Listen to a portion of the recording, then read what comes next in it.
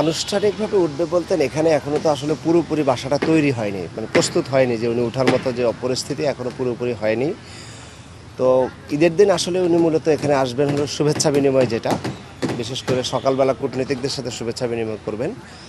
আর দুপুরের পর থেকে যারা জনসাধারণ আছেন, আমাদের সুধী শুভাকাঙ্ক্ষী যারা আছেন, বিভিন্ন বিশিষ্ট ব্যক্তি যারা আছেন, তারা দুপুরের পরে তাদের সাথে শুভেচ্ছা বিনিময়টা এখানে হবে। মূলত আনুষ্ঠানিকভাবে ওইভাবে এখনও ওঠার মতো পরিবেশ পুরোপুরি তৈরি হয়নি। দেখেন, এটা সরকারের সুযোগ সুবিধা বলতে এটা তো উনি কি ফ্রি পাচ্ছেন না। সরকারের সুযোগ সুবিধা কোনটা? যদি উনি একদম বিনে পয়সায় কিছু পেত, তাহলে এটা ওনার কাছ থেকে এটার ভাড়া, যদি উনি এখানে নাও থাকেন তাহলে ওনাকে এটার ভাড়া দেওয়া হবে, অর্থাৎ ওনার ভাড়া এখান থেকে কাটা হবে। তাহলে উনি আসলে মানে সুযোগ নিচ্ছেন না, বরং ভাড়া দিয়ে থাকছেন উনি। সুতরাং যেটা ভাড়া দিয়ে থাকছেন সেটা আসলে সুযোগ সুবিধা না। উনি যদি এখন ওই যে বলছে যে ট্যাক্স ফ্রি গাড়ি নিত বা কোথাও কোনো ফ্ল্যাট নিত, আলাদা সুযোগ সুবিধা নিত, তাহলে সেটা ভিন্ন কথা ছিল। এটা তো সরকারি প্রোটোকলের বিষয়, এখানে উনি থাকবেন, নিরাপত্তার বিষয় আছে, অনেকগুলো বিষয় এখানে জড়িত।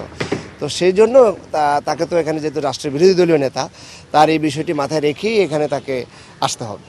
এইটা আসলে খুবই মানে আমি বলবো যে দুঃখজনক যে এতদিন হয়ে গেল, নির্বাচন হয়ে গেল, নির্বাচনের পরপরই সিদ্ধান্ত হয়ে গেছে কে বিরোধী দলীয় নেতা, কে প্রধানমন্ত্রী।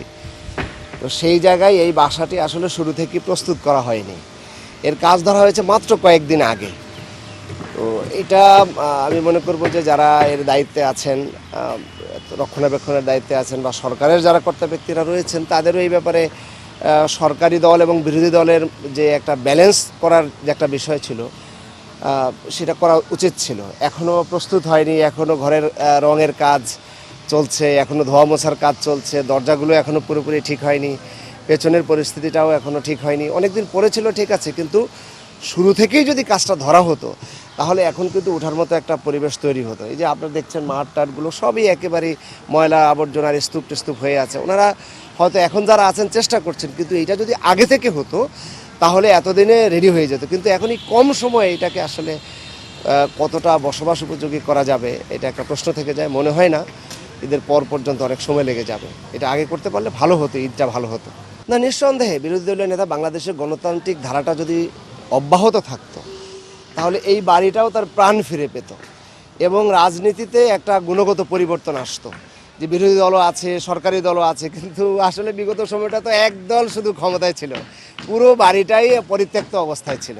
তো নিঃসন্দেহে এটা সরকারেরও তো একটা এত বড় একটা জায়গায় বিরোধী দলের জন্য একটা বরাদ্দ, সেখানে কেউ থাকেনি, উঠেনি। এটা নিঃসন্দেহে রাষ্ট্রের জন্য একটা বড় ক্ষতি আমি মনে করি। এবং রাষ্ট্রের যে স্থিতিশীলতা এবং সুনাম যেটা নির্ভর করে সরকারি দল এবং বিরোধী দলের প্যারালাল চলা, সেই জায়গাটা কিন্তু ইমব্যালেন্স অবস্থায় ছিল রাষ্ট্রটা। তো এখন নিঃসন্দেহে এই বিরোধী দল এখানে ওঠার মধ্য দিয়ে রাষ্ট্রটা একটা ব্যালেন্স রাষ্ট্র হিসেবে গড়ে উঠবে, এটাই আমরা মনে করি। যে এখানে সরকারি দলেরও পাশেই তো প্রধানমন্ত্রীর যে বাসভবন যমুনায় উঠবেন, এখানে বিরোধী দলের নেতার বাসভবন, নিঃসন্দেহে এটা একটা ব্যালেন্স এবং রাজনীতিতে বাংলাদেশের রাজনৈতিক ইতিহাসে একটা নতুন বার্তা তৈরি হলো, আবার নতুন একটা নবযাত্রা আমি মনে করি তৈরি হলো। এই ধারাবাহিকতা, গণতান্ত্রিক ধারাবাহিকতার মধ্য দিয়ে অব্যাহত থাকুক, এটাই নিঃসন্দেহে জাতিসহ সবাই প্রত্যাশা করে। নগদ নিয়ে এলো হার না মানা হার অফার। সর্বনিম্ন 10,000 টাকা রেমিটেন্স নগদে পাঠালে থাকছে স্বর্ণের হার জেতার সুযোগ।